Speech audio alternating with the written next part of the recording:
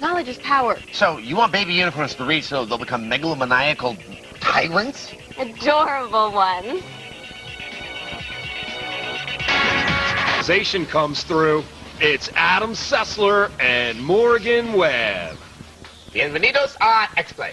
You know, the world is a fascinating place full of cultures. And most of these cultures are different. Real different.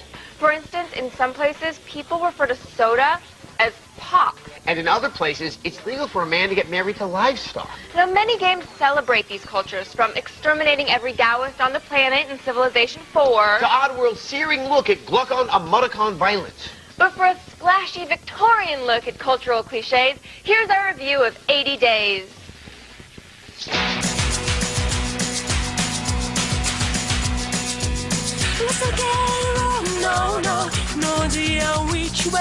Hey, the Bangles got back together.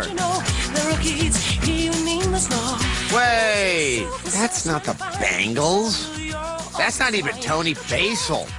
Ugh, this travesty of a musical parody is 80 Days. But you won't be seeing any Jackie Chan around here. The game is based on Jules Verne's famous 19th century novel, Around the World in 80 Days. In this version, your cast is Oliver, a strapping young lad whose incredibly good looks are rivaled only by his incredibly emotionless line readings. What luck to have such a harebrained uncle. Thanks to him, I feel adventure ready to happen to me. Ooh, don't sound too excited. Huh? Huh?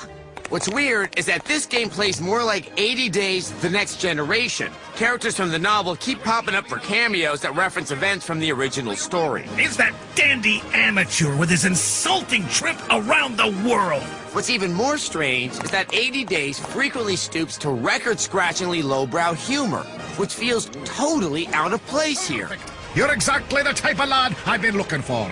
Sorry, I don't swing that way. And what's up with this copy of Bad Boys? Maybe this is Rudolph Valentino's cabin. As you can probably tell by now, the voice acting in this game is terrible. I want to die!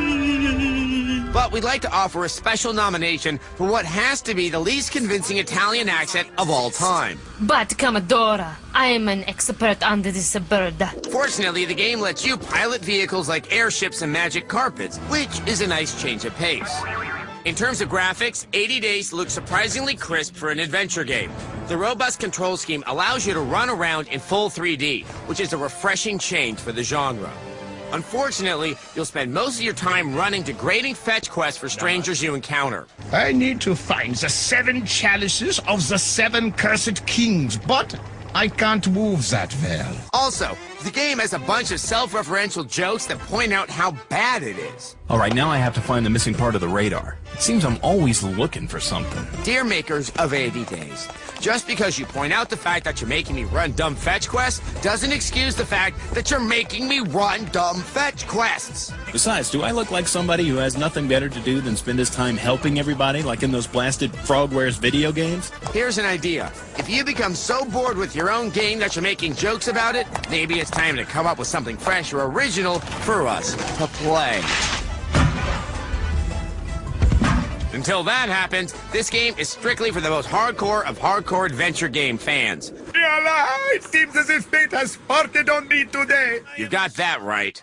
80 Days gets a 2 out of 5.